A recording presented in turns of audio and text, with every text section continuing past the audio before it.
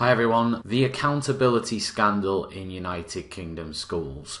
Why schools shouldn't be accountable for student results and outcomes. I thought I would create a short video presentation to summarise all of the research and all of the points that I've made in maybe 3 or 4 DES articles over the last year or two that I feel are really important in changing the landscape for teachers in the UK. To begin with, King's College London research in 2013 found that heritability was a substantial factor for overall GCSE performance for compulsory core subjects, and they estimated it was about 58%. In addition to this excellent research from King's College London, we also have other findings too. So seminal research by the American Statistical Association in 2014 concluded that only 1 to 14% of educational outcomes can be attributed to the teacher factor.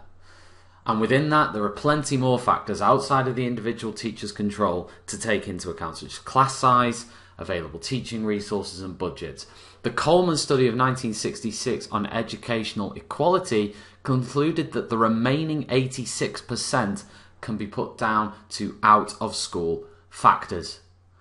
Both of these reports, plus the research from King's College London, paint a picture of perhaps somewhere between 15 to 20% of impact that the teacher has on student results. However, our government, society and the schools inspector at Ofsted do not reflect this research in the way they judge schools and teachers. Currently, there is so much evidence to suggest that the government and Ofsted judge schools on the results the students get inside them. 2 key pieces of evidence to present here. The first one is, of 735 schools that were inspected between September 2016 and August 2017, only 3% of schools with low Progress 8 scores got a good or outstanding rating from Ofsted. Up to November 2016, there were only 8 secondary schools out of 588 that achieved a good rating where outcomes were requires improvement. So in other words, there is a correlation, there is a pattern between the Progress 8 and attainment scores that schools get and the Ofsted judgments that they get. But this is despite teacher impact on results only being 15 to 20%. So there should not be, on the graph in front of you, this nice angled pattern. There should be a scatter graph, really. We should only see a 15% pattern. We should only see we shouldn't see a pattern like we do here on the screen. And this leads to a big injustice. Students with higher starting points make better progress in school. Students with more supportive family lives make better progress in school. Hereditary factors play a role in student attainment up to GCSE level. At that point, maybe 55% of results can be attributed to hereditary factors. And this leads to a series of injustices. Grammar schools get better grades. Schools in deprived areas get worse grades. Schools with less pupil premium students get better grades. Schools in London get better grades.